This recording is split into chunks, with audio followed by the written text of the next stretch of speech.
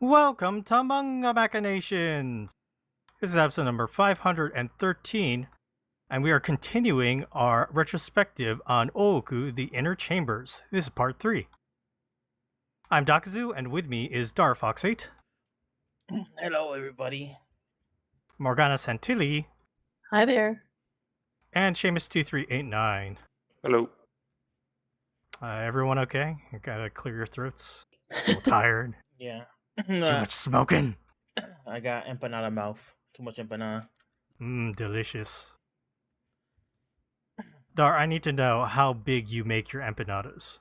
So I'm not like a great cook, but I like have a base competency at cooking. I usually don't burn stuff. However, I am like I am like so bad at dough and like making dough that like I'm as bad as you know how like in anime when there's like a bad cook or whatever. I'm like that bad. So I just buy like the ready-made dough that you freeze and you gotta like defrost the night before in your refrigerator, and they come in like I think like 7-inch and 10-inch. I buy the 10-inch ones. And you're supposed to roll them out a little bit and spread them out, but I don't. I just have a like slightly thicker empanada crust. So they're about 10 inches, like from end to end. 5 Those inches. are big boys. Yeah, yeah, they're decent size. Delicious. Oh wait, 10 inches? No, hold on. No. I'm full of shit. Sorry, it's 6 inches, and it brings 10 empanadas, and they're 6 inches. Oh, that makes a little bit more sense. Yeah. As I was speaking, I was like, yeah, they're big. They're like, wait, big? They're not that big. Now, if I made the dough, they would be 10 inches. This is kind of more typical, like a Cuban style empanadas. And other like South American countries. I'm not sure which ones exactly do it like this, but they're fried empanadas, right? Chilean empanadas are baked, and they're big. They're like the size of like a big calzone or something, right? So those are different, and those are a lot bigger. But this is kind of like more fried empanadas. Oh, I'm getting hungry. Clifford, what do I lie about? Cliff's in our chat because we are streaming this recording over on our YouTube channel, youtube.com/MegaMacTV. Hello. And our buddy Cliff just called Darfox a liar.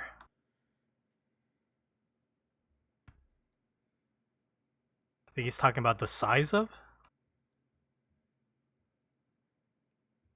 Am I underselling them or overselling them?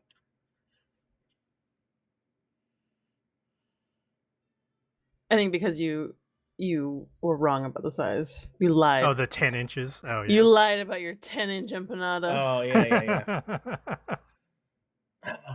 Yeah, I'm sad. I wish they were 10-inch. Well, now that we got Darfox's cooking corner out of the way, yes, welcome to our podcast. Essentially, we are a book club for manga. In our main segment, we are continuing our read-through of Ooku, the Inner Chambers by Fumi Yoshinaga. Let's see. First, I want to mention our coffee, as I usually do at the beginning. If you want to support our podcast, head over to our coffee page and buy us a coffee. It helps support projects that we want to do, like manga retrospectives, read-throughs. Just go to ko-fi.com/mangamac, and you can help us buy our manga. Darfox has put up his splash page over on our stream. As you can see, Philip has funded our Land of the Lustrous retrospective, which hopefully we'll get to at the beginning of next year. It all depends on when the final volume gets released. Philip also funded our Berserk Psycho Selection episode, which is already out. You can go listen to that. This Ooku, the Inner Chambers retrospective is funded by Manga Machu, Vicky Dalton, and Lulu. And thank you to everyone else who has contributed and bought us a coffee, including Elise 8E8. Said that wrong. Eliz 8E8. Chris from Canada, Deluid, Mia White, Dr. Melface, Poor Mexican 72, Liquidus 002, Xteen, and Jen. Thank you all so much for supporting Manga Machinations. Okay, next, I have a question from Cliff, who is in our chat. But he he posted over on our Manga Mac Discord, which you can join by going to discord.me/mangamac. And he posted a question. What are your guys' thoughts on reanimated versions of our favorite anime? One Piece, for example. And if you could pick one anime to have reanimated, in which one would it be, and by which studio? Thank you for posting us a question over on our Discord, Cliff. We appreciate it. Yeah, anime reboots. We've been getting a lot recently. They got the One Piece one that they announced for Netflix. They're going to restart the entire series from the beginning. They're going to recast like the voices for that, but it's weird. Oh, Cliff says he already knows your answer, Morgana. I bet he doesn't. Oh, Dun, dun, dun. It's not Yu Yu Hakusho? I don't want anything reanimated. I think Yu Yu Hakusho is fine the way it is. Sure is. I mean, that is the first thing I thought of, and I considered to myself, is that something I would want? But so they're redoing Ranma also.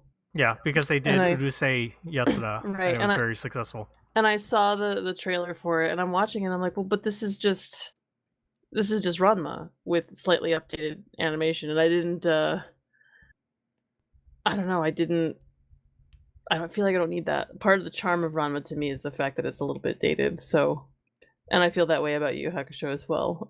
I like traditional cell animation. I tend to have mixed feelings about modern animation, so I don't really think there's anything I want to see redone. I'd rather see new cool stuff being done with new properties than rebooting old stuff just cuz. Well, we know the just cuz is for money. Well, yeah, but just cuz. Okay, Morgan, but here's the thing. The Ranma 1/2 reboot is going to star the same Japanese voice actors. That's cool. What if you got the whole English dub cast back for Yu Yu Hakusho? I mean, they did that when they animated a couple OVAs of a couple chapters that hadn't been adapted, and I feel like that's plenty. That's all you need. Yeah, it's kind of all I need. I and this is my general feelings with Yu Yu Hakusho are like, I'm happy with it as it is. I don't need more of the manga. I don't need more of the. It was good. It was I'm glad they adapted those chapters that they hadn't adapted.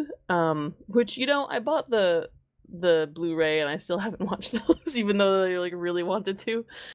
I'll do it eventually. Yeah, I don't feel like I need more of that necessarily. I would love more like merch and stuff for my favorite properties, things like that, but I don't really necessarily need more anime of it or new anime of it. I mean, again, if they're doing something new, if they're adapting a different part of it or trying something really different, maybe a new movie, that's all fine. I don't necessarily need to see the same thing reanimated just to update it. You had enough with the Netflix live action version.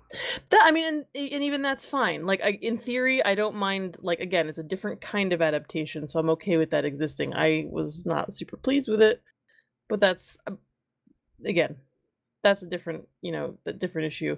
Doing new things, doing different things, that's fine. I don't need a reanimation of stuff that's already been done. That's my extremely long answer to a very simple. It's a very simple answer, but I talked a lot around it. Yeah, I don't know if I have an answer for this either, Cliff. I guess I got what I wanted, which was the Dragon Quest: The Adventure of Dai reboot anime. Yeah. Because the original anime, never finished the story. It got canceled.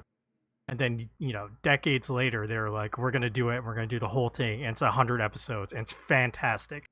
It is so good. So I got what I wanted. I'm satisfied. And that made a little bit more sense because they never finished that story, right? And they actually got to do all of that proper story. I will say there's stuff that has I'm thinking about it because we were talking briefly about it before recording, but we talked about Vampire Hunter D, the original '80s movie, and then there's the Bloodlust movie. I'd love to see more Vampire Hunter D movies. They don't need to be those ones. There are tons of Vampire Hunter D stories to adapt. So I am interested in seeing older properties animated, just not old anime reanimated. So, like a new anime version of Akira, you would totally scoff at. Yeah, I don't need that. Mm-hmm. I mean, I'd be kind of curious what they would do if they adapted more of it or whatever. But Akira is kind of a perfect movie. Like, I mean, maybe not a perfect movie, but it's a very let it be what it is, right? Like, just move on, do something new. But yeah, adapting old properties, other old manga, old video games into anime, that stuff I'm very interested in. But I don't need the anime reanimated. Especially since, frankly, I feel like a lot of times it's not necessarily going to look better. Seamus, I assume you have a similar position as Morgana. Yeah, don't care. All right. Simple and easy. What about you, Darfox? You watched some of that. Trigun, Digimon. No, I'm kidding. I mean, we have the Trigun Stampede. Yeah. And you talked about your feelings on that. But I'll say Trigun Stampede. I wouldn't call it a remake. I'd call it a different adaptation. I feel like remakes could only be reserved, honestly, for like very special circumstance, and it's something like One Piece, where One Piece is so massively long, and it's such a powerhouse of like popularity and sales and everything, that they could justify just remaking this anime that's not even done yet. It's such a freak. That's the weird thing, is that the One Piece anime is still ongoing, and I assume they're gonna recast like the roles. I don't know if they will recast them eventually when they get too old, but I don't know if that's the case. Saying for this new series they gotta recast, right? Do they? No, they can't. They can't start over from the beginning. They are. Oh, Cliff mentions he would want the Hajime no Ippo reanimated low-key. He's halfway through it. What do you think about that, Dar? Yeah, I think that's fine. I think it's fine the way it is. Even though there's a lot of episodes that are like very cheaply animated on that show, like episode 2 and on. but the issue with that isn't. I mean, I guess this question is, if you had the infinite money hammer to hit something with, what would you hit it with? Because like Hajime no Ippo, I think is a really good adaptation. They just didn't have the biggest budget. But they do very well with what they have.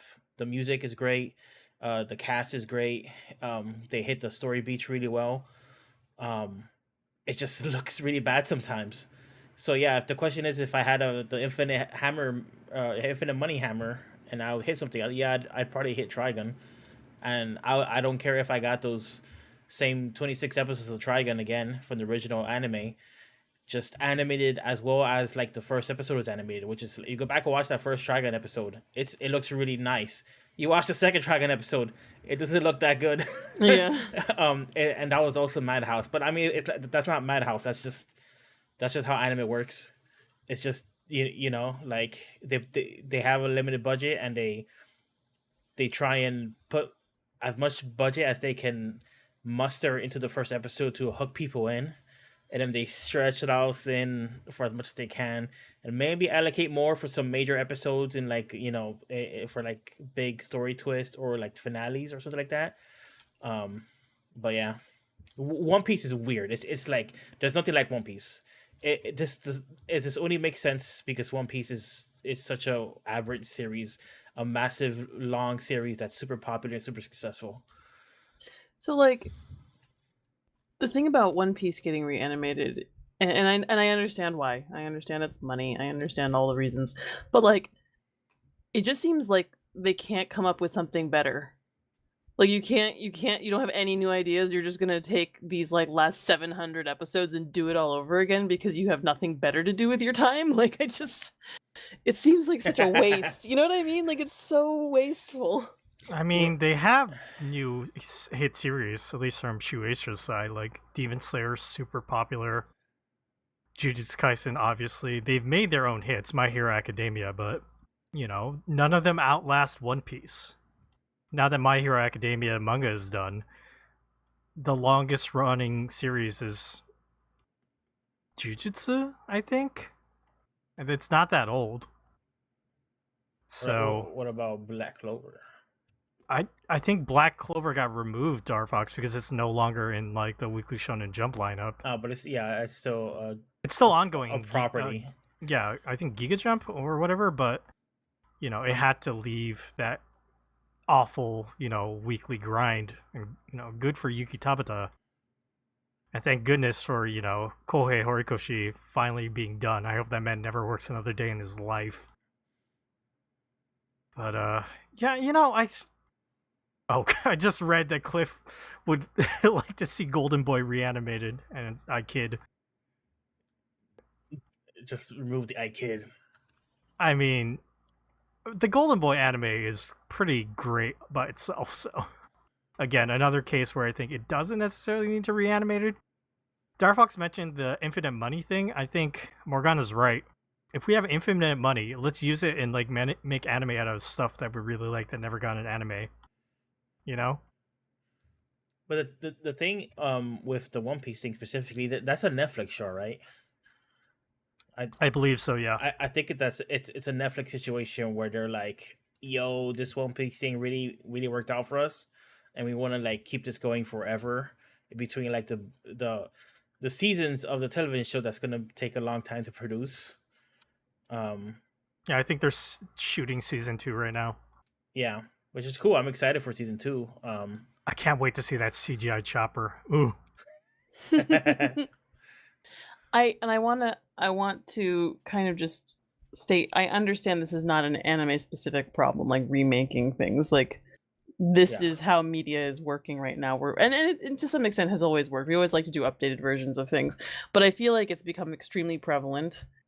And it's a big pet peeve of mine because I'm like, there are creative people in the world who want to make new things, and we're not giving them the chance to make new things. We just want to do the things that make money.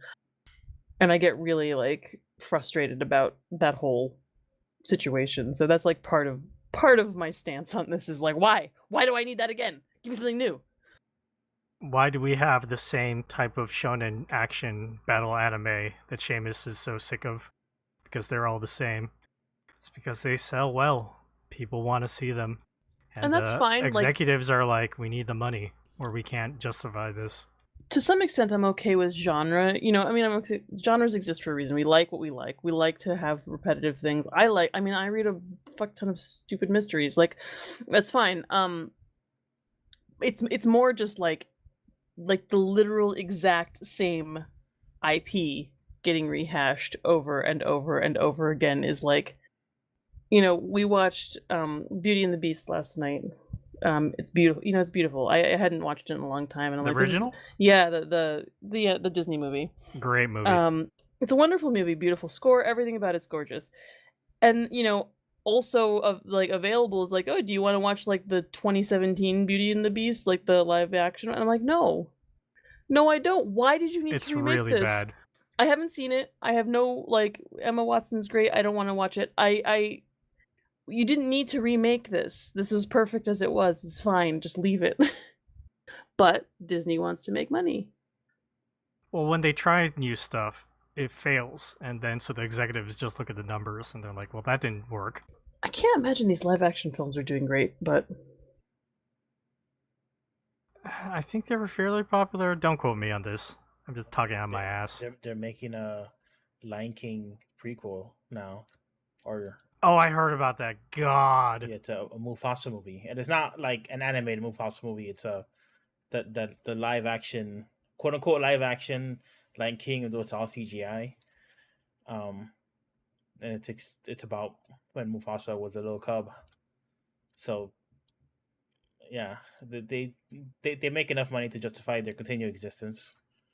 I'm just gonna say what Morgana said. Why? Seriously, why?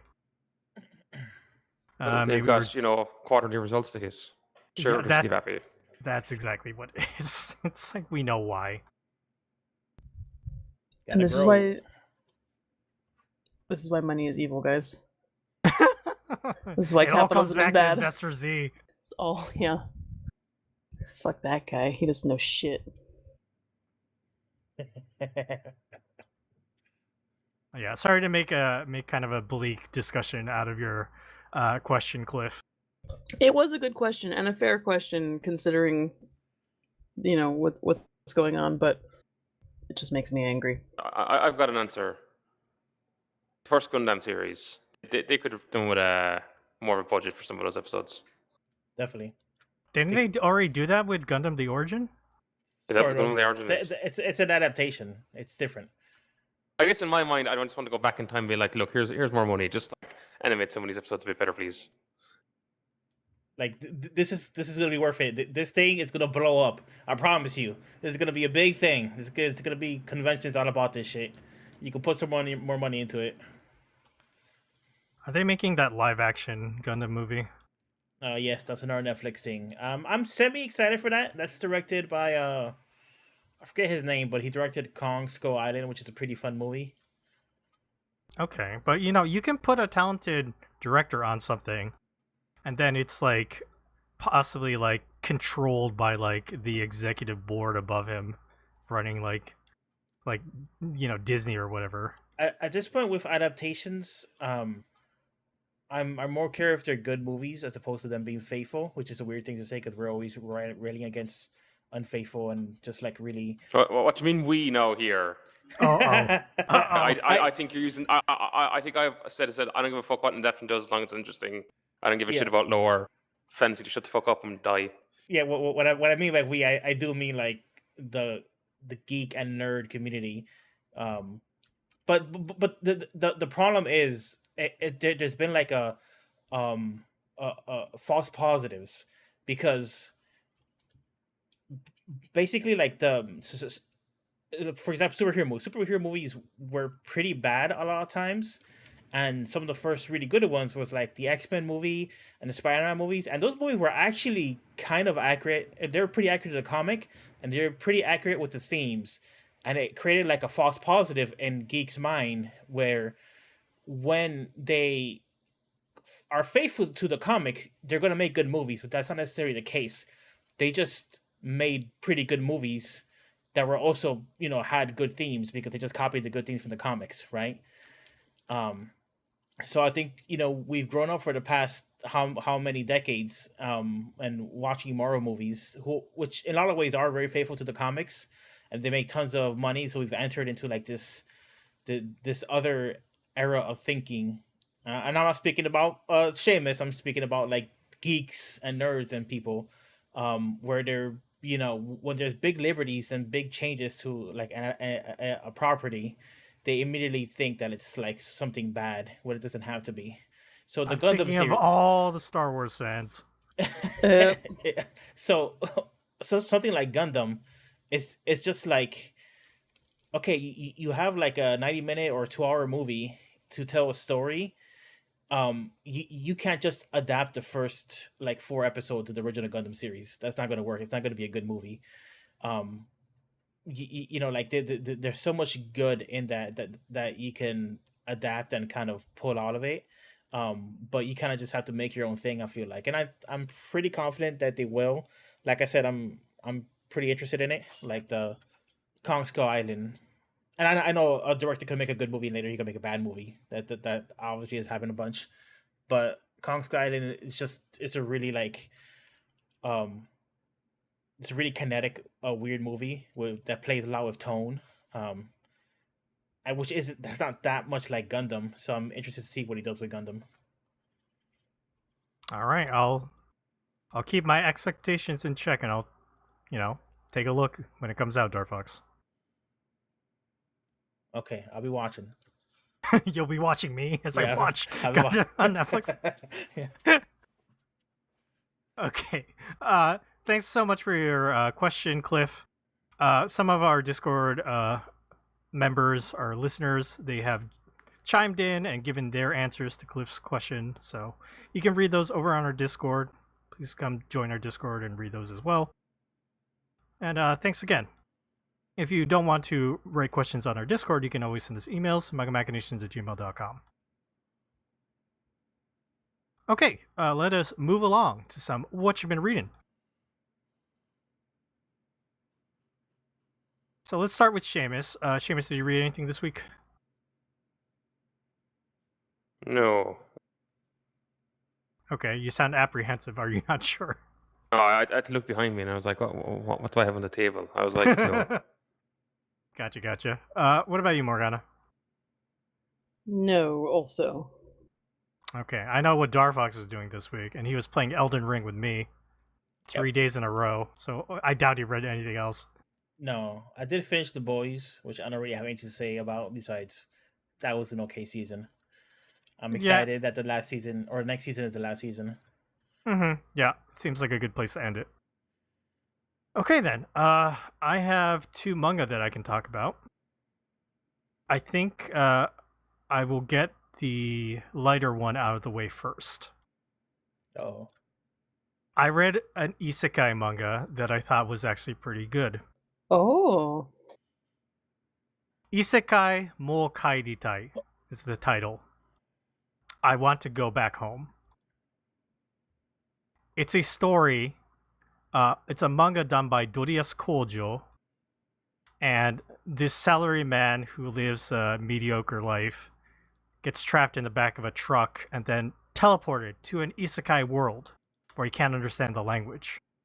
But he's like, oh my god, this is just like those light novels. I've been summoned. And he says, they're asking, what's your name? Are you Japanese? It's like, yes, my name is Ichiro Kumo Yamaguchi. And then, they're all looking at, this book and trying to find... Is he a Nobunaga? Is he a Yoshitsune? And they're like, no. And they just say, Dobu, which means gutter.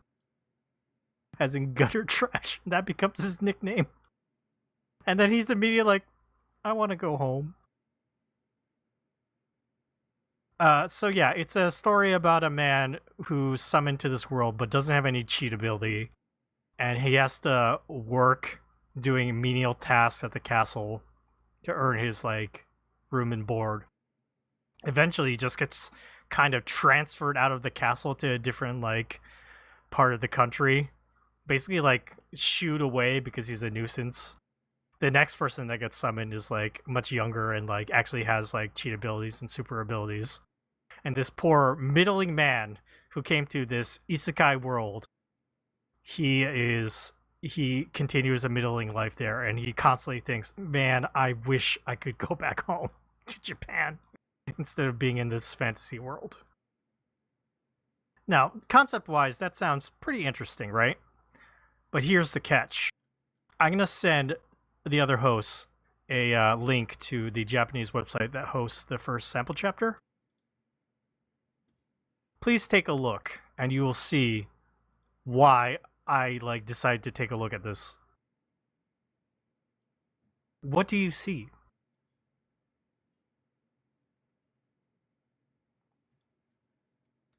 Oh my god. Looks like Guy's art style. Guy's art style? Which guy? Kitaro Guy. That's right. Mizuki. Shigeru, this manga is drawn in the style of Shigeru Mizuki. And that works so well for having this doofy-looking, main character look like one of Shigeru Mizuki's drawn humans. Wait, I love this. I was pretty intrigued by the original concept, but this just really sends it, man. It does. It really the Shigeru Mizuki art style really takes this over the top.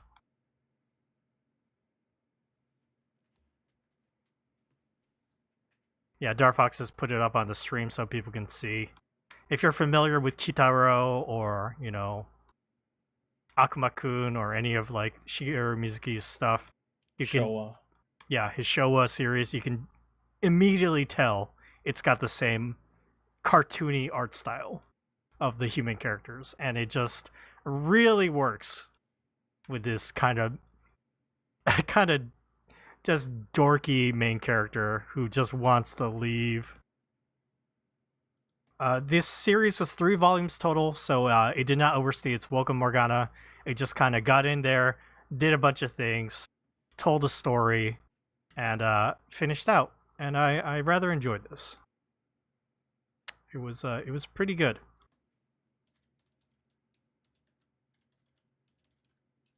Okay, moving on from that, I have a manga to talk about, but this manga is pretty dark.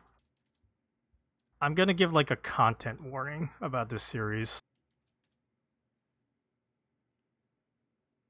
The name of the manga is Kufuku na Bokura. I guess the English title would be Us Hungry Fellows. It's a manga done by Kunitaro Tomoyasu, which started in 2019, running in Superior Darupana, put out by Shogakkan.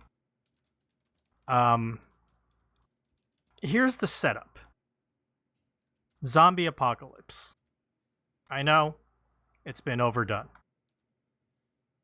The story stars a young zombie man who somehow still retains his intelligence. He's a zombie, and humanity has almost been wiped out. But for some reason, he still retains his humanity. He's still a zombie.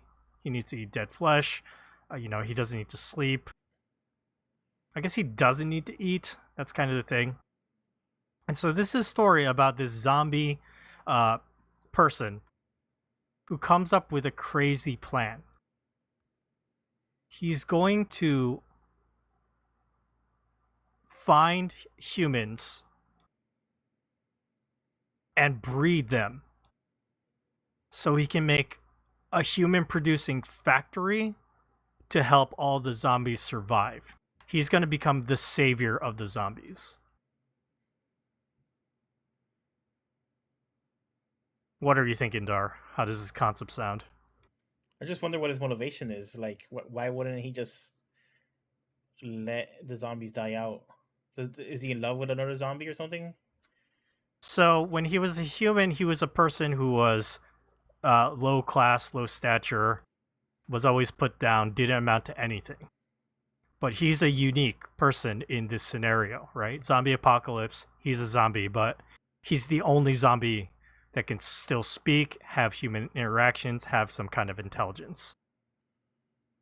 I posted a link to the first chapter. Darfox, make sure to look around before you start posting it on our stream, because it is kind of violent. The art style represents, like, it's very similar to me to Hanazawa Hanazawa, who did I'm a Hero. Mm-hmm. Also, zombie story. The thing about this story is, like, I set up that I told you about that setup, right? How this zombie man wants to breed humans for the survival of humanity. It gets really fucking dark. In this first chapter, you see he's been protecting a human, but this human is a fucking piece of shit. It's a fucking middle-aged guy who has been hiding out. Before the zombie apocalypse happened, he was a shut-in. He didn't do any work. It's even revealed that, like, when the zombie apocalypse happened, he tried to like rape his stepmother after she got bit. Like, he's garbage. And just dark stuff like this just continues throughout this manga. And it keeps going. That's the thing. Like, he finds a human survivor at the end of this first chapter, and the human survivor just happens to be his childhood female friend that he was in love with, that he was supposed to have a future with, and things didn't work out. And this zombie man tricks this woman into like being trapped with like this horrible guy. So like he'll essentially rape her and then she'll have his kids. It's fucked. Like, and then it just keeps going. Like a baby, like I won't do other spoilers, but like there is a baby that he ends up like securing, and then it turns into a grooming story where like we got to raise this girl, and when she comes of age, then we could start this breeding process. And it's like, Jesus Christ, man. Like it just gets darker and more fucked up and twisted as it keeps going. Dar, Wow. did you read a lot of The Walking Dead? Not a lot, no. I read like the Okay. first 2 trades, I think, and I watched like the first 2 seasons of the show. You know So- how that, like, The Walking Dead is essentially a story that just keeps going. It's like these people are surviving, and things just keep getting worse, and they still have to continue surviving. Mhm. And they're like, oh, it's not the zombies, we're The Walking Dead, because, what are we even doing with our lives? Yeah. And, like, it's got that same kind of tone here in Kufuku na Bokura.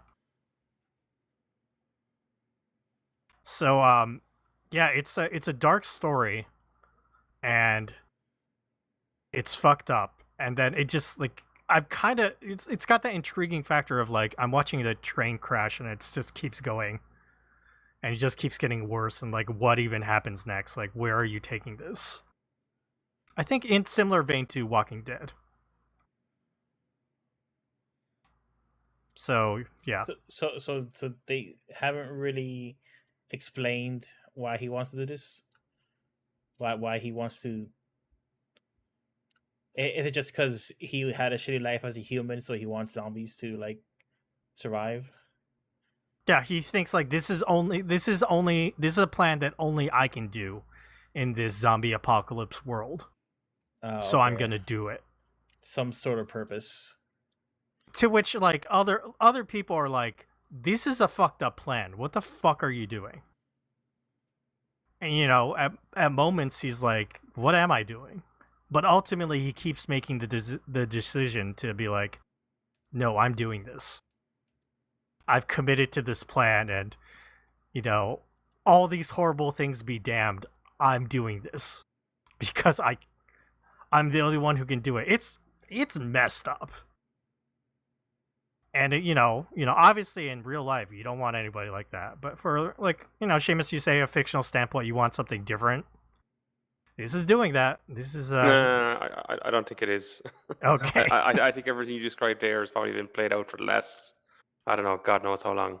Okay, so this isn't anything new. Which I suppose, yeah, that's fair. I think this is why I don't like zombie stuff. I feel like it always ends up being like Grooming and kind of raping just dismal. Like everything, like just and I mean, it's horror, Morgana. Yes, I know, but like it's dismal and ugly all the time. Like it's just like other horror like looks cool, or I don't know. I'm just not into zombies, I guess. Or at least not into a lot of zombie fiction. I think it can be done well. Yeah, absolutely. And there is some zombie fiction that does have like some aesthetic to it, which is, I would argue, is one of the things that like is kind of boring. A lot of zombie fiction is that there's like zero aesthetic to it, Mhm. besides the gore. Where you think about like, obviously like the probably the most aesthetic thing is like vampires in horror and stuff. And what do you think my favorite kind of monster is? Yeah. There's just so many ways you can portray vampires and think about vampires, and both modern day and in like ancient times or whatever.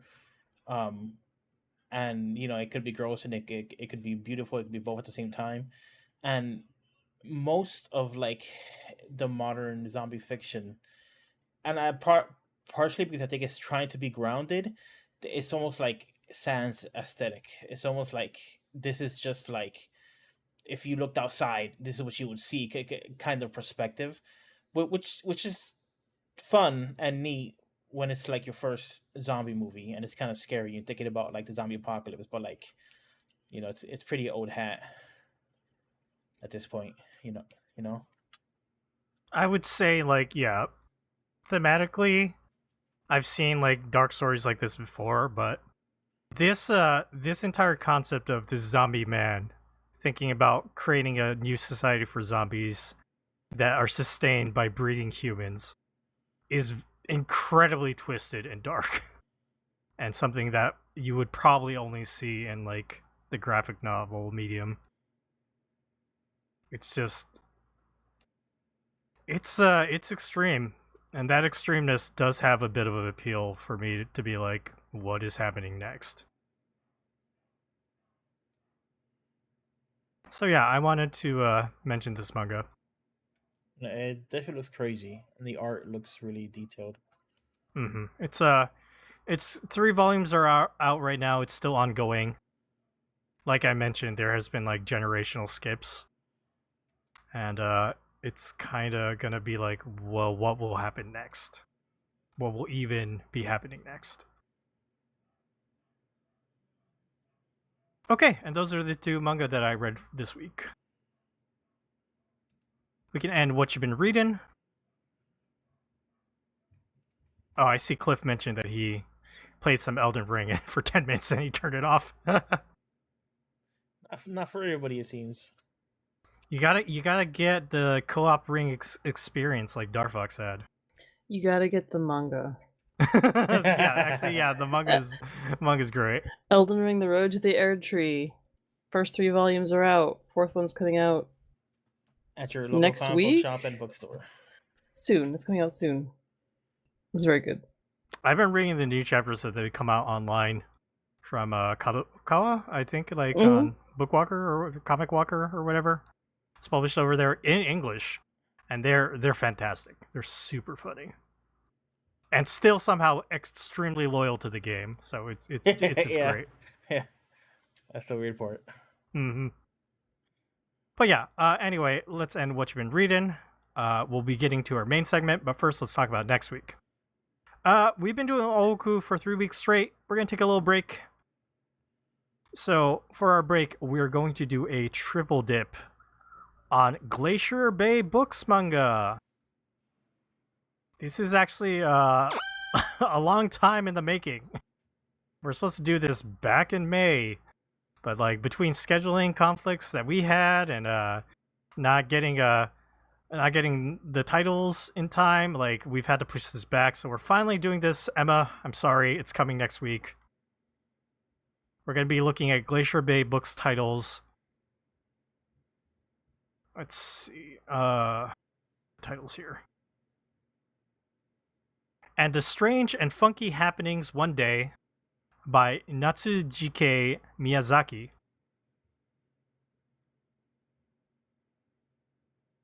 We also have 100 Views of Reality, the collected short stories of Kijitori Byu. And finally, we'll be reading The Other Side of the Clouds, Volume 1 by Yoru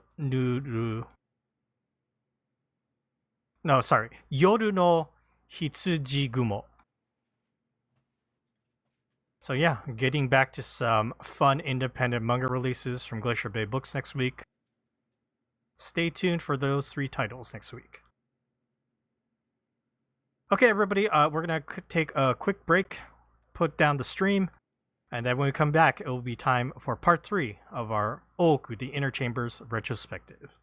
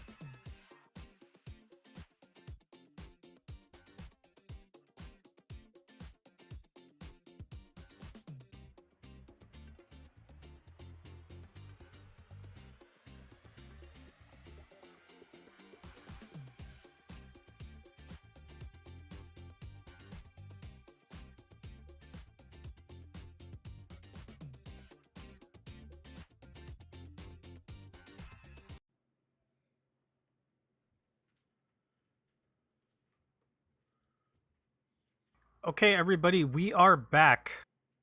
And it's time to continue talking about Ooku, the Inner Chambers, a manga by Fumi Yoshinaga. That's set in Edo era Japan, where a pandemic has wiped out the male population. And now, because of that, the shogunate, the shoguns, have been assumed by female versions of their historical counterparts. This is part 3, and for this we read volumes 7 through 9. Let's see, last time we had basically caught up with the history of everything that happened in the past. In volume 1, we're introduced to the 8th shogun Tokugawa Yoshimune, and she finds a record in the inner chambers. Oh, the inner chambers refers to the harem that the Tokugawa shogunate had, so for producing heirs. So in Ooku, the inner chambers, this is a male harem, bunch of handsome young men. Leading up to this volume 7, where we started this week, we had seen the history of how the pandemic, the red-faced pox, broke out, and then how Tokugawa Iemitsu died and was replaced by his daughter as Tokugawa Iemitsu again. And then following the 4th shogun, Tokugawa Ietsuna, 5th shogun, Tokugawa Tsunayoshi, Tokugawa Ienobu, and Tokugawa Ietsugu, we have finally reached where we started in volume 1, with Tokugawa Yoshimune. Let me get the localization out of the way real quick.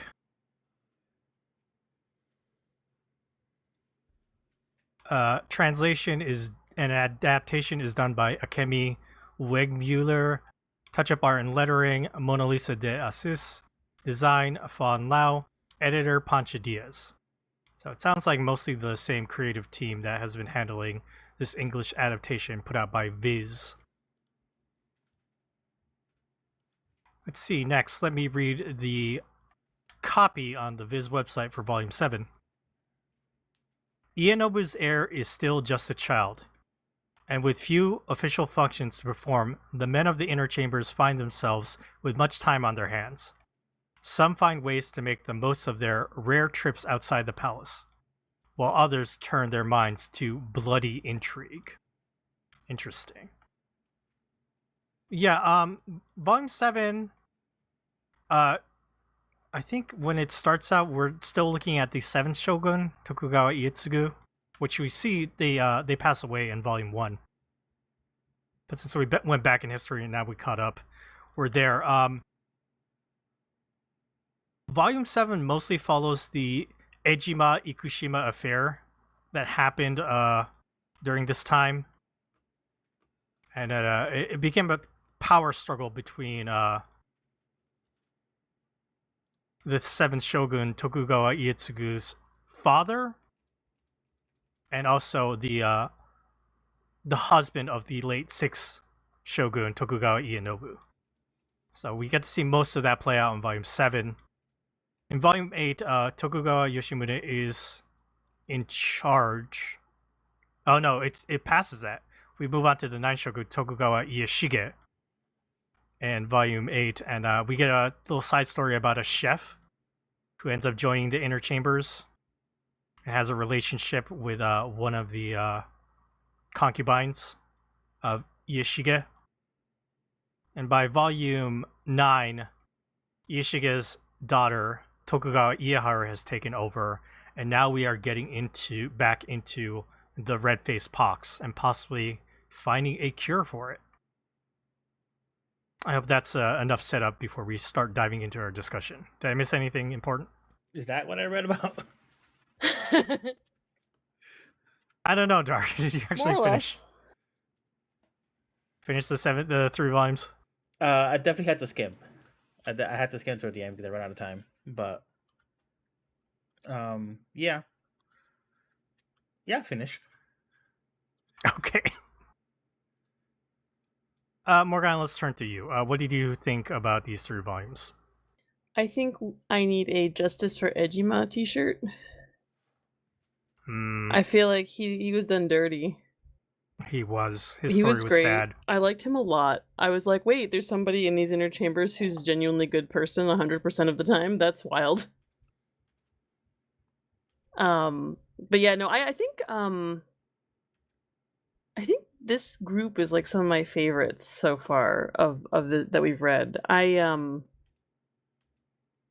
The court intrigue stuff is fun, but it's kind of nice to see other things, right? Like not just like who's sleeping with the shogun. I really kind of liked the it's Ieshige who was the shogun who had some physical disabilities, I think. Yes, the firstborn daughter of Yoshimune. Right, and I really like the way that panned out. I know that she was an ineffectual shogun, and there are problems with her too, but like I've said before, Fumi Yoshinaga has this amazing ability to showcase these characters and make them much more realistic than I think they could be in other manga. Like, I feel like Ieshige in another manga would be like a one-dimensional kind of like terrible person. She's slovenly, she likes men and sweets and nothing, and she's ugly and and all these bad things, but she actually is kind of a very sympathetic character, even though she's not a very good leader.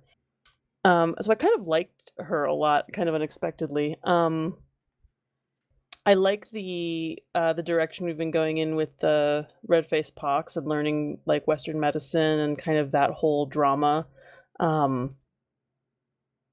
Yeah, I thought this was a really solid set of volumes. I think I mean, I've enjoyed the whole thing so far, but I didn't end any of these like, whoo, I need to take a break, like. No, not like Volume 2. Volume Right. 2 is infamously like dark. So yeah, I enjoyed this set a lot. And we've had a lot of beautiful men. I really appreciate now that we have a female character who looks like a guy. Kind of goes around acting as a guy. Oh, you're talking about Gennai. Mm-hmm. So it's Hiraga Gennai, which is based on a real, historical person who was a Japanese polymath and a pharmacologist. Probably saying that wrong. Multi-talented, wrote, novels and fiction, and was famously gay.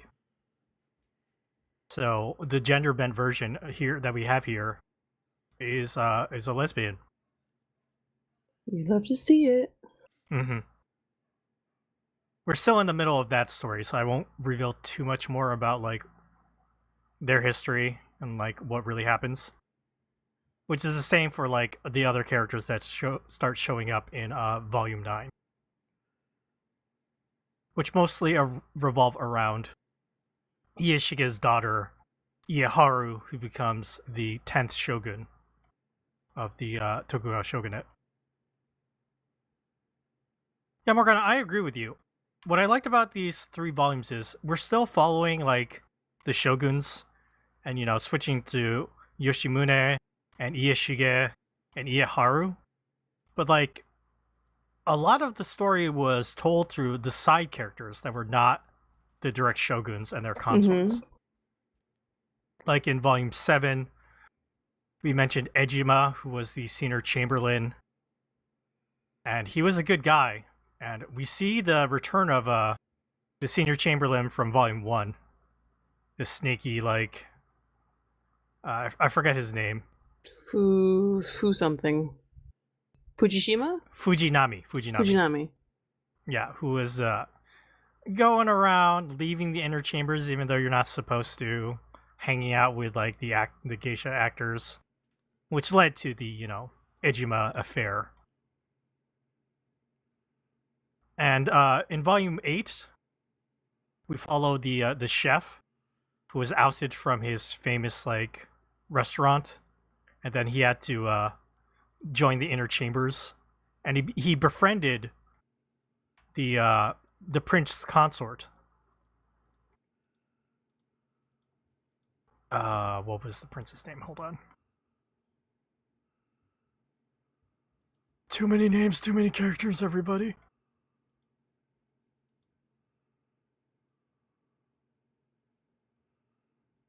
it was Iyashige's.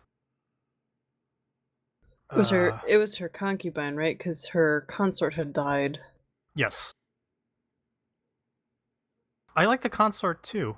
He was very homely looking. Yes, well, and I liked their relationship, and again, this is what I'm talking about, kind of humanizing Iyashige. There's that scene where she's talking to her concubine, and she's like, "Do you think he knows that I really loved him? Like I really loved my husband," which is just like, you get so much of her character that's like, at the beginning, very much like, oh, she's kind of wanton, she's sleeping with everybody, but she like, and one of the things I really loved about Yoshimune was she knew that her daughter wasn't stupid. She knew that her daughter was capable. Iyashige chose not to lead very well, but it doesn't necessarily mean that she couldn't. I Yeah. liked that kind of, and I like the way that Yoshimune like protected her oldest daughter and thwarted her middle daughter's what would have probably been a very ambitious and maybe not particularly sound rule. Yeah, but I think we are going to see like the results of that through the next generation. Through Munetake was the middle child under Yoshimune, and her daughter. Oh, she's been raised with like a She's certain terrible. viewpoint. Yeah, she's not the terrible one, Morgana. Munetada, the third son of Yoshimune. The third daughter of Yoshimune. Her daughter. Matsudaira Sadanobu. She's the scheming one. We saw that Yes, at the that's end of true. Volume 9. Yes. She's pitting people against each other and possibly coming for Hiraga Gendai as well. So we'll have to see that in the next volumes. But sorry, I got interrupted. It was the story between the Zenjiro, the chef, and then it was Oko, Sir Oko, the concubine of Iyashige. So many names. I like the relationship between he was in prison for attacking the new the new concubine. Did you notice that Zenjiro comes back In Volume 9, yeah. Yeah. He's old, and his gray hair, and I'm like, oh, what a nice man he This was. big old scar on his face. Mm-hmm. Love a man with a facial scar. Yeah, and then Volume 9, we are following Gosaku. He is half Japanese, half Holland.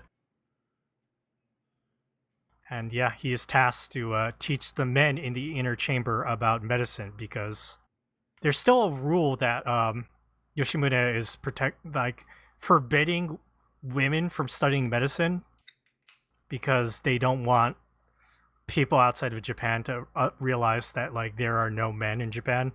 No, it's the reverse. She's forbidding women from studying Western medicine to realize that in the rest of the world, men and women have equal numbers. Oh, okay. But yeah, Volume 9 mostly covers Gosaku in the inner chambers, and it's him dealing with Gendai. And at first, he doesn't have any people who follow him who are into this business of learning Western medicine. Even the page that's assigned under him, Kuroki. I like that character too. He has a history where his father was good for nothing doctor that is basically scamming people. But he decides to, he sees the value of Gosaku and decides to become a member of the medical team, if you will. I also like the induction of the houseboy, and also the consort of the 10th shogun, Ieyaharu. He was very kind. They looked like they had a very good relationship. And unfortunately, he passes away from what they say he has stomach cancer? tumor. Yeah. Yeah. Which just sounds terribly painful. Mm-hmm. So there's your sad part. I mean, it's not like there's nothing sad that happens here. It's just not Volume 2 sad.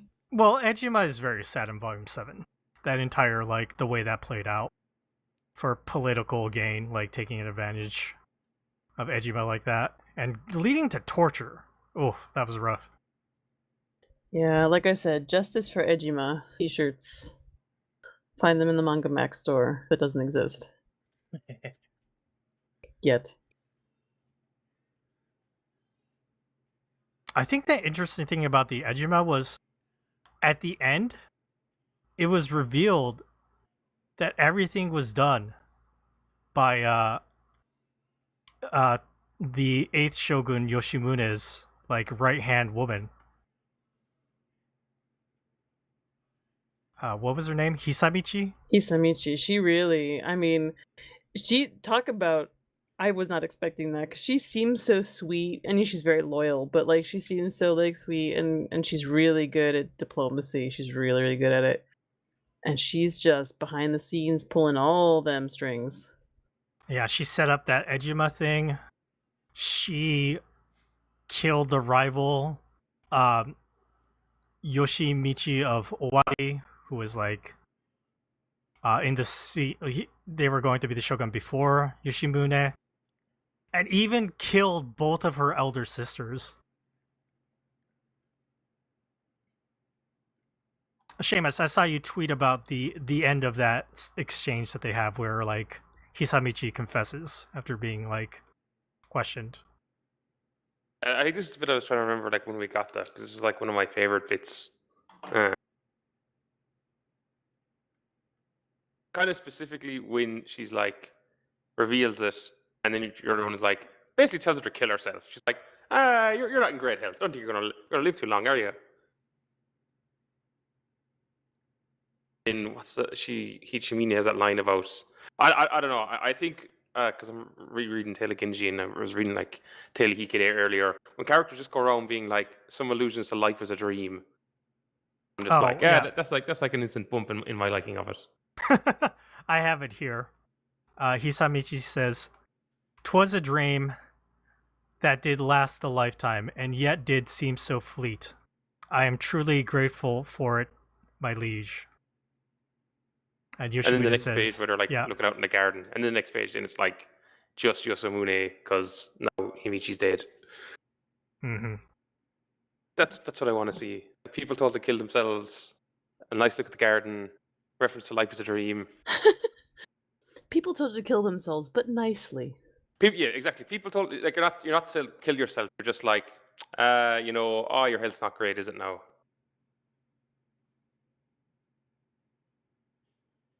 Are you sure Yoshimune told Hisamichi to kill herself? Yes. Is it this I didn't line? get that. Polite suggestion.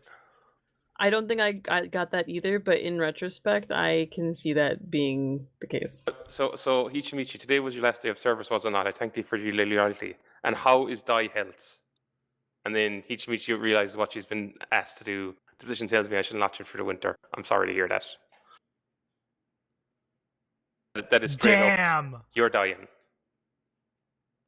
Because like, bitch, you thought. She's got to kill herself because she's like murdered fucking 3 people. And now like that Yosamune knows it. She does say, "I have lived unto this day, ever prepared to be slain by your hand for what I have done." And it's given her an honourable death of suicide as opposed to a dishonourable death of beheading.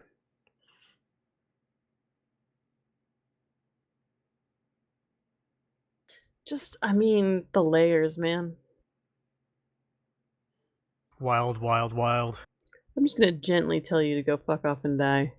But also, thanks. You need to be like reading and watching more like stuff that like these kind of like Chinese, Japanese, Korean court dramas where like everything is an illusion. Like nothing is stated directly. So you're just constantly being like, oh no, this is what they actually meant. You just didn't pick up on it. Damn, Seamus. I really thought like she was just literally like saying, "Yeah, I'm sick and I'm gonna die." So that makes sense though too, because like on the last page of that, it was like that was the last time they ever spoke, and I was like, wow, she really died fast of that illness, didn't she? And it's like, no, that illness called a short knife. Ooh-wee.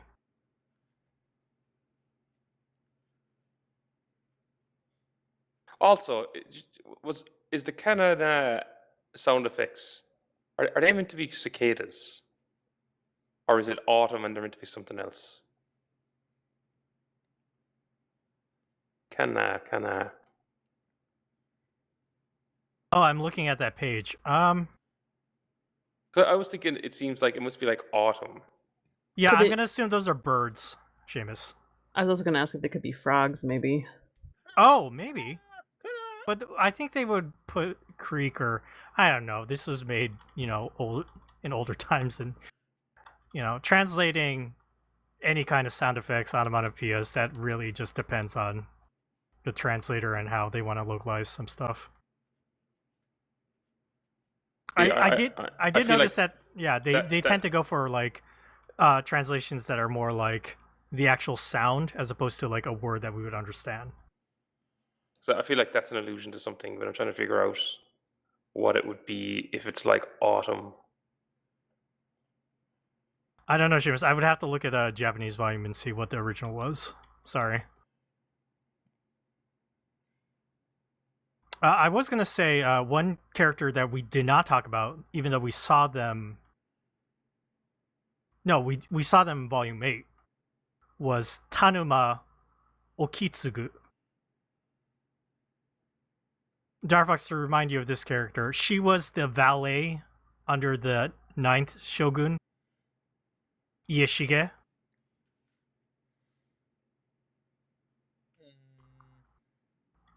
She's the one who was like, at first she was like, oh man, this the person that I'm working under is awful. Oh, okay. And later she feels like, very sympathetic toward her. Okay. And she's the one who actually talked with Yoshimune after she retired, saying, you know what we should do? We should tax the merchants. Stop taxing like the poor peasants, tax the merchants. They have all the money. And then in Volume 9, after Ieshige retires and Ieshige's daughter Ieharu becomes the 10th shogun, she's like, okay, Tanuma is going to be like the head counselor or whatever the position was. And she's the one who is like kind of helping Gosaku and Gendai lead the charge to get rid of the red face box. She also masterfully kind of like deflects what was it? Munetake's daughter. I just love when they're having that conversation and Gennai is like, actually, she's doing way more that your grandmother wanted than you ever have. So fuck you, kid. Yeah, just blatantly insults her to her face, and then she like And tries to pull a knife. She tries to kill herself, like right there. Oh, that's what she was doing. That's what she's trying to do. Yeah, she's so upset that she tries to kill herself in front of him. And that's why Okitsugu stands in between. She's like, no, hold on a second. But then we have the cousin. What was their name? Matsudaira Sadanobu, like edging her on, like being like, yeah, they're awful. You should do something about that. Hint, hint, wink, wink. She is very shrewd, that character.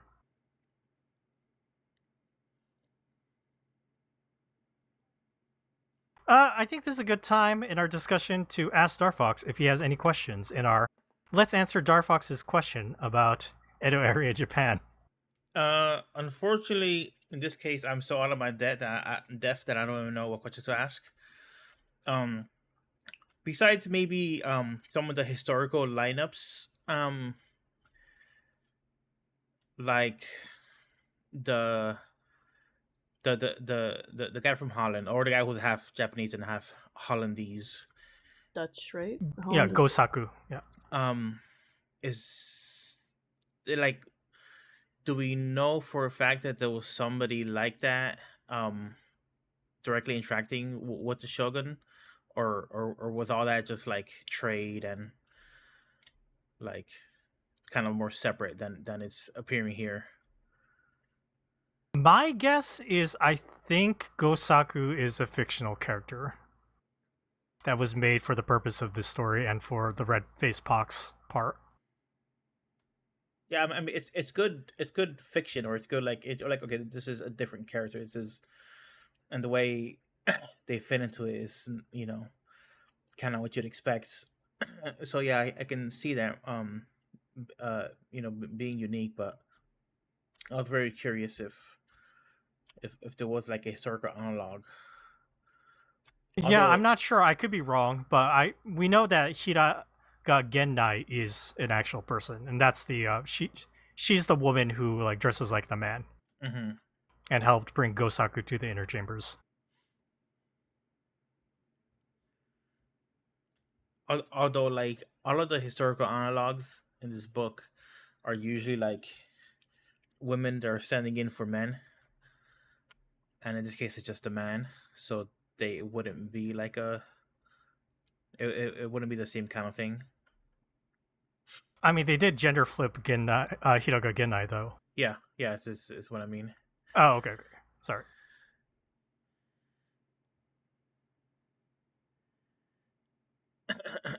I think it's kind of like Fumi Yoshinaga continues to impress me with how she has incorporated all of these actual like events that happened.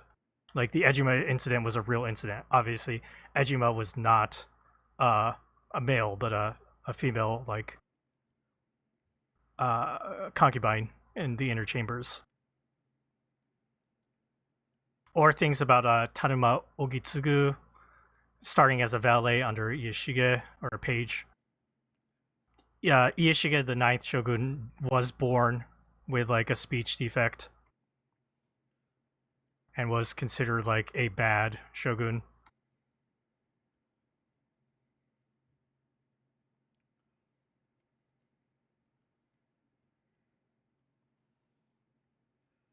Yeah, I guess Morgana, you already mentioned it, but Ieshige is probably like one of the more interesting characters that we have here.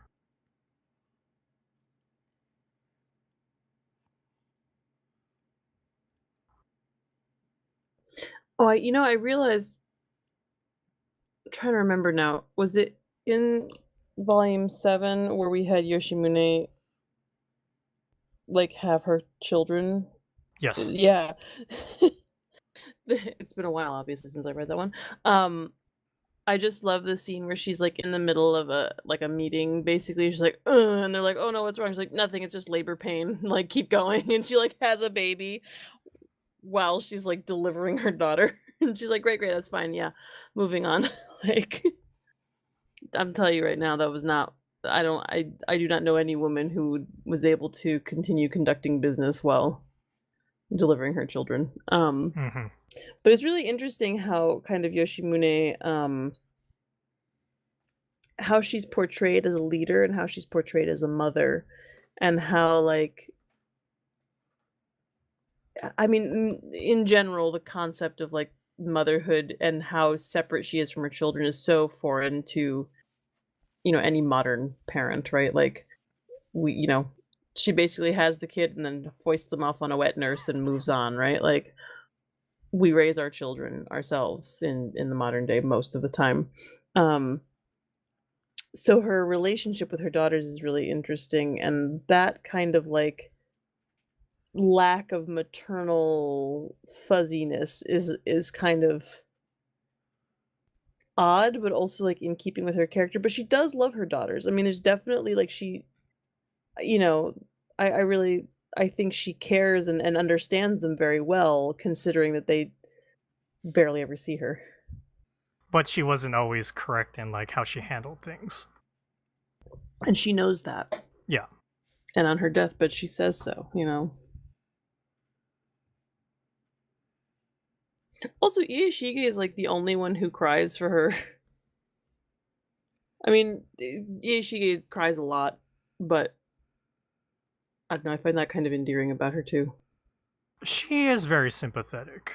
I mean, she's also does some bad things. Yes, but like I said, and that's the thing that I find really impressive is that she's taken these historical figures, she's changed them just enough, but she's also, I mean, she's kept them very human. Like, they're really like, I think when we think about historical figures, we think about them in black and white, right? This guy was a bad guy, this guy was a good guy, this guy did this guy, this, whatever.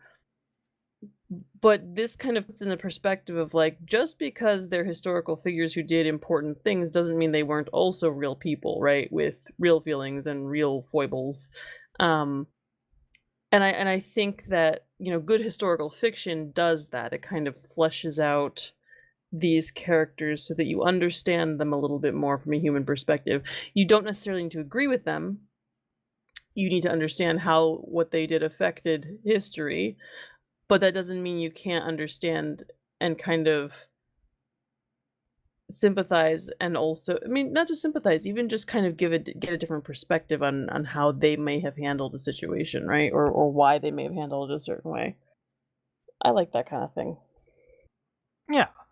I never reading through any of this was I like, that was weird from a character motivation, or that just came out of nowhere. It all feels very well, set up and executed. And still very entertaining. I feel like we've moved a little bit away from the handsome men, though. That's okay. I mean, there are still plenty of them, but I love how we've gone from like political drama. Now we're kind of switching gears to medical drama here, and like the discovery of vaccines. Oh yeah. I forgot that like when Gosaku comes to the inner chambers, he tries to give like people soap. It's called sabon, sabon, and like nobody uses it. But eventually, he gets he saves people, he treats them. Even like his page underneath him, like he like connects with him. So I wanted to just confirm. Do we know? Can you remind me around what year this is taking place with him and his soap? Okay, this is during the reign of Tokugawa Ieyasu, the 10th shogun. They were in office from 1760 to 1786. Okay, because I think even in Europe, I think germ theory is kind of vague at this point. And the idea that you need to wash your hands and things like that. I think that was very like soap existed for a long time because it cleans you, makes you smell good. But the idea that like washing your hands to prevent germs from spreading, I think is relatively new. And in Europe at the time, definitely like not well accepted. There were a lot of doctors who really, really, really were against germ theory. Stinky ass hands. Yeah, well, because, and so we're going to talk about the history of childbirth again. I was telling you about childbed fever last time. Part of the reason this was so prevalent was when births moved from home births with midwives to births in hospitals. It was at a time when infection was not very well understood, and it was a doctor's kind of badge of honor to walk around the hospital with their apron covered in blood. So they wouldn't clean up between patients. They would, be doing surgery on one person, and then suddenly they're out delivering a baby, and the germs would intermingle, and a lot more mothers died as a result of the fact that doctors were not washing between patients. And again, like I said last time, birth was already dangerous, but when they were giving birth at home with a midwife who understood how this was done, they only had the one patient. They only, they weren't going patient to patient. They weren't getting like dirty and causing infection from that. Infection still happened because it can always happen. But yeah, so germ theory was, I think, relatively new in the 1760s, 1780s. I read a really good book. I can't remember what it was called now. I'm gonna have to look it up for you guys. But it was about the guy in he was a Scottish doctor, I think, who really pushed for germ theory and was really like ridiculed and had a really hard time making it happen. Lister, John Lister was his name. So yeah, it's really interesting that we're kind of insinuating that idea into Ooku, but without without talking about germs at all. Just there's just this understanding that when you wash your hands, you're better off for some reason. And that's kind of how it happened too in Europe. Interesting. I didn't consider that historical connection with this time. Yeah, it took us a long time to really understand. I mean, we couldn't see germs until about that time. Microscopes were relatively new, and one of the things that Lister was really into was microscopes, but they were not very strong. So when he brought up the idea of germs, or when the idea of germs was brought up to medicine at the time, it sounded ridiculous that there were all these like tiny creatures that were living in our blood and in our, in the air and whatever. Everybody wanted to blame it on miasma or whatever. And in this case, in Ooku, it sounds like if you have sinned, you will get sick and die, basically.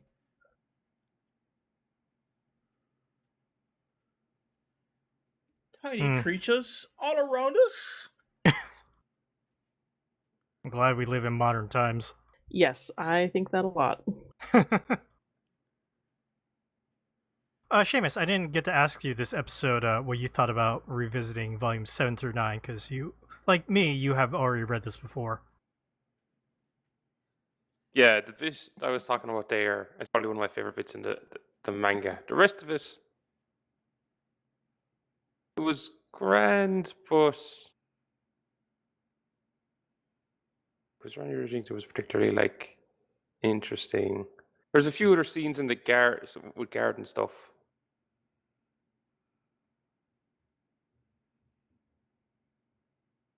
Yeah, the politics stuff was grand. The medicine stuff was a lot of people giving their theories on medicine. I was like, all right, I don't need to read this.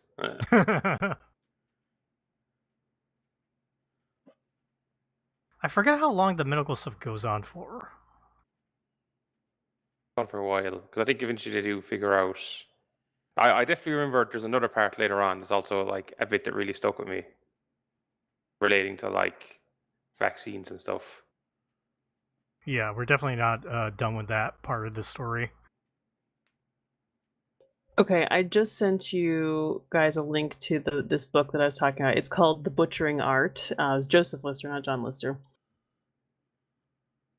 And this is Victorian, so we're talking 1860s. Ah. This is when germ theory was really being kind of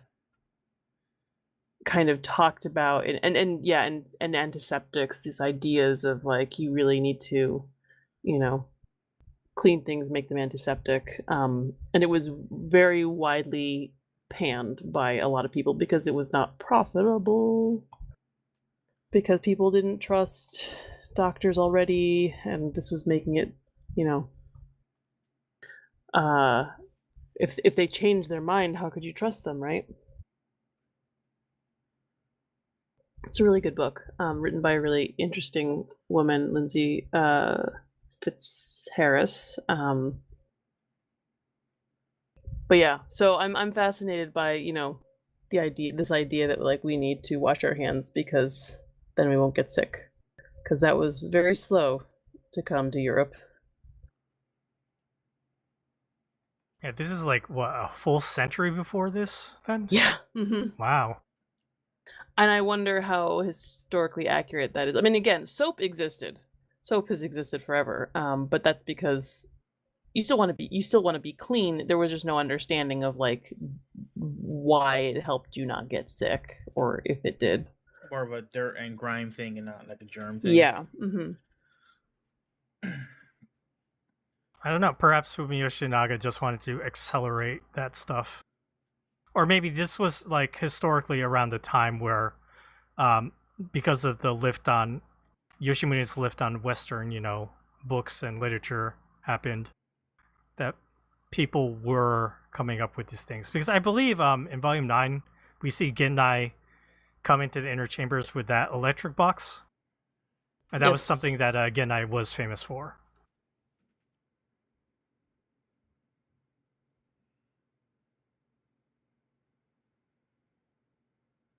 So maybe just to tie it with the red face pox, perhaps.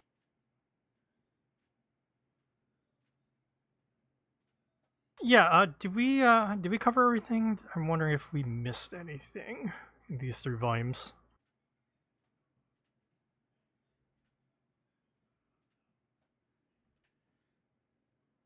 We got Yoshimune and her 3 daughters, Iyashige, Munetake, setting up for Iyashige's daughter, Iyaharu, and now her other 2 cousins.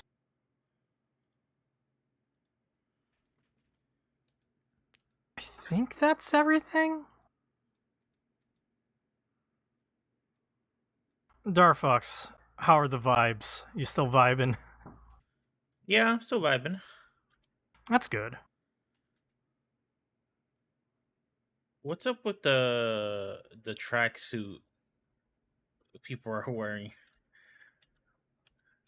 The tracksuit people. Yeah, there's some people where they're what's the outfit called? It's not like the kimono that some of the men are wearing, but it has like the tracksuit stripes coming from like the neck down to the shoulders.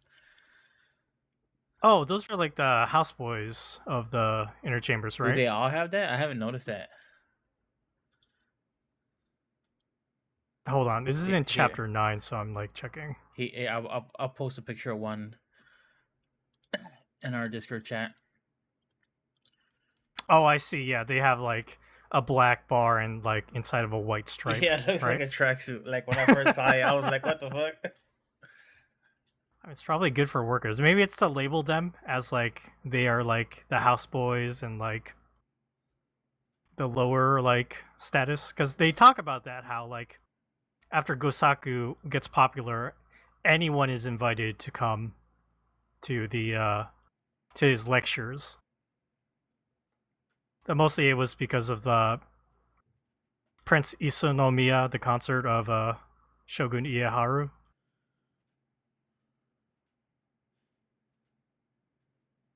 That's my guess, Star Fox. It's just a way too simple. It was just like a uniform, right? For the houseboys. During that era, perhaps? Silent.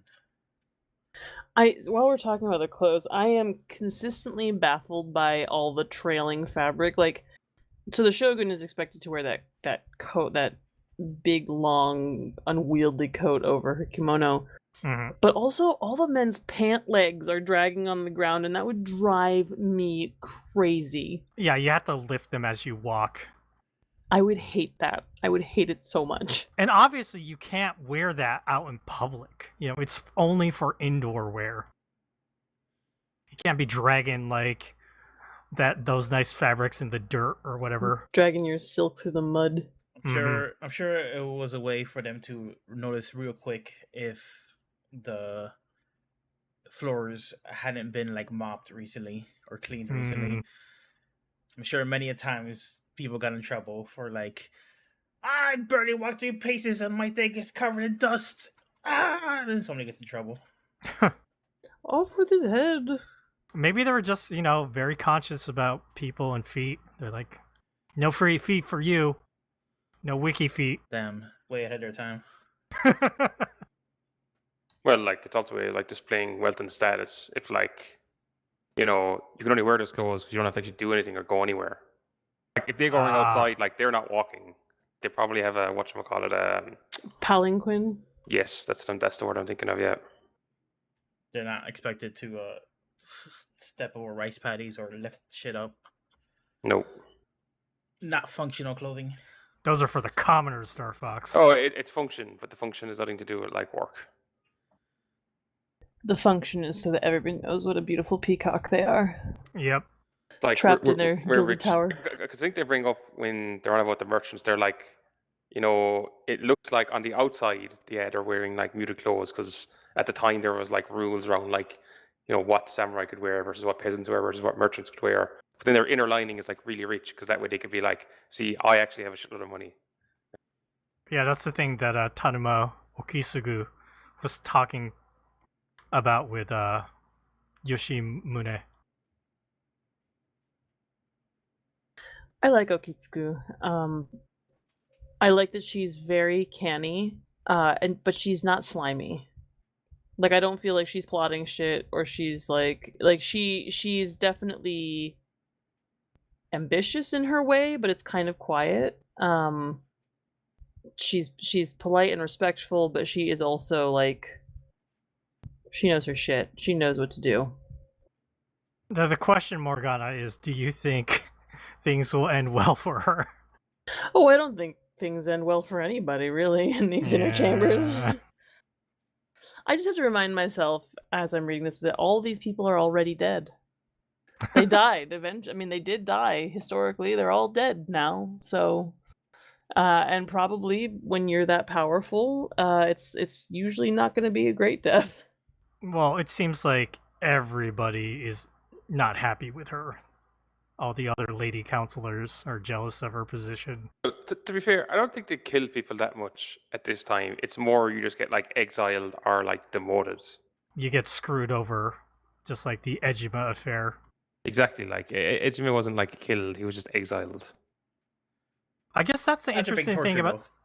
Yeah, he did have to be tortured. Yeah, but sure, like you can torture him, like he doesn't matter. Couldn't like torture a daimyo. That caused a fucking shit show. What I was gonna mention about the Ejima affair was, it ended up being like a ploy by, was it the six shoguns' husband? Let's Yeah. see, Ienobu. Yeah, it was Sir Ten A. And then like the father of baby Ienobu, who died very young, Sir Gekkoin. It seemed like they had a nice relationship at the beginning, but it turns out that Ten Ain wanted to have more power in the inner chambers. Of course, she was like it's revealed that what was it? Hisamichi was the one that like led Oh yeah, Ten orchestrated Ain everything. on. Yeah. Stuff like She's- Ejime affair, like thing the 47, like how much of that they just like reference it. Is it like a known thing in Japan? Even if people don't know the actual history, they've seen like I don't know, like some fictional account of it.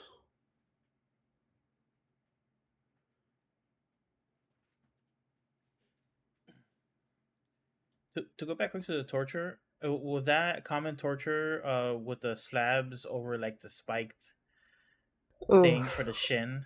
It's Yes. like that's such a very I just feel like it's a very particular like Japanese thing. It's like okay, this is how you sit normally, but then we're gonna make it extremely painful. Yep. My knees really hurt just watching that. Just like the pressure. Oh. Oh yeah. I think the bamboo under the fingernails zone. I was like, ooh, Well, yeah, I hate fingernail stuff. That really grossed me. But they didn't show too much of that, which was good. Yeah, It's they not kept like it to one orb. panel. Yeah. Yeah, I don't like fingernail stuff. It freaks me out. Oh, the Ejima thing I forgot. It was the sixth shogun Ienobu's right hand woman. What was it, Manabe? It was basically outing her from power by doing this Ejima incident. And yes, Seamus, it looks like the Ejima incident it was covered in the live action Ooku film, and also in a 1971 television series. Well, I mean, it's pretty juicy stuff, right? Like an affair that causes a scandal. Affair may never have actually happened.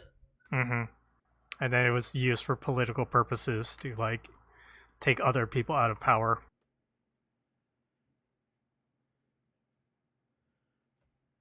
Hisamochi being in like orchestrating everything for Yoshimune, that's maybe not true, historically accurate.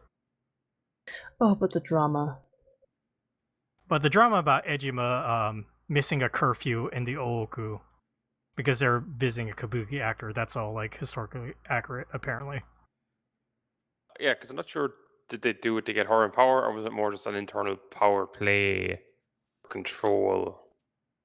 Power struggle between Gekkoin, who is the the father of the 7th shogun, the child who dies, and Ten Ein, who was the I guess historically they were like females, so the father of the 7th versus the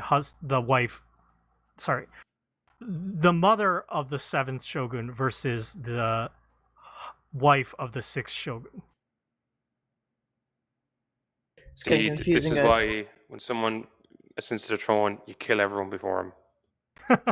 And it was led by between Arai Hakuseki and the other person was Manabe Akifusa, who was, here in this manga, the lady attendant of 6th shogun Ieyasu.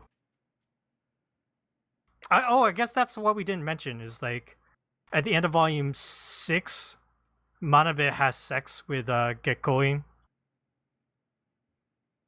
He was what was his name in volume 6? He was the one who had to sleep with his mom. Right. I remember his original given name was Sakyo, right? Yeah, Sakyo. That's the name I was looking for. Yeah, Sakyo was in love with Manabe. That was pretty tragic, pretty sad. But they keep going after these women who are so capable. Like Manabe was very capable, and I mean she was a little bit more ambitious, but like Okitsugu is like good at her job, and that's why people hate her, right? She's like really good at her job. I think the difference here is that Manabe like rubbed a lot of people the wrong way, as opposed to what we're saying. Tanuma has been very polite, and historically, Manabe was also like an outsider who didn't come. Like, wait, am I thinking? Is that correctly? Yeah, I think Manabe wasn't like an established, like came from an established family.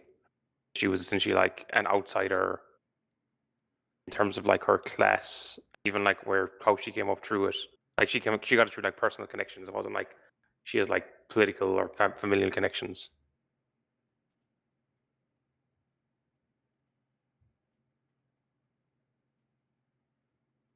Okay, I think that's everything then. Unless anyone else has something to bring up that we didn't mention. Wash your hands. Yeah, wash your hands. When you get sick, isolate yourself so that nobody else gets sick. Inoculate yourself against diseases. Just saying. It's really interesting to read about a pandemic, post-pandemic. Yep. Yeah, and in some ways, how little some of us have learned. Mm-hmm. Oh, don't worry. There's a great. The bit I'm thinking of is a great bit later. I think I know what Seamus is talking about, but let's not reveal that. Yeah. Looking forward to it. Yeah, Dar, anything else to say about these 3 volumes for our 3rd episode on Ooku the Inner Chambers? I will continue to try and raise myself to this book standards. That's nice to hear. Yeah, Seamus, anything else to say? No, nothing else. All right. Then we'll go ahead and end this episode. I want to thank Darfox, Morgana, and Seamus for joining me this week. Shoutouts to Cliff, who was in our YouTube chat. If you want to see the live recording, and Darfox on camera, you can check it out on our YouTube channel, youtube.com/MangaMacTV. While you're at it, check out our other channel, MangaMac Watches, where we do watch-alongs of anime. Reminder, next week, we will not be doing Ooku. We'll be taking a break to do a Glacier Bay Books triple dip, where we will be reading The Other Side of the Clouds, 100 Views of Reality. Oh shoot, what's the 3rd title? I have the Japanese title, I don't have the English one, hold on. And The Strange and Funky Happenings One Day. So we'll be talking about those 3 books next week. Stay tuned. If you enjoyed our podcast, make sure you subscribe and rate us and review us. Spotify, Apple Podcasts, wherever else you can find us. Check out our website, mangamachinations.com. Our Tumblr is mangamachinations.tumblr.com. come join our Discord server, discord.me/mangamac. If you want to support us, you can buy us a coffee. Head over to ko-fi.com/mangamac. And if you want to send us emails, send them over to mangamachinations@gmail.com. Or you can follow us on social media at Mangamac Podcast. That's Manga MAC Podcast. That's for Instagram, Blue Sky, Twitter, everything else. And you can follow our personal social media. Follow me at Dakazu. Follow Darfox at Darfox8. Follow Morgana at Morgana and follow Seamus at Seamus2389. Remember, Seamus is spelled without an H. Alright, everyone, thank you so much for listening to us this week. Bye-bye.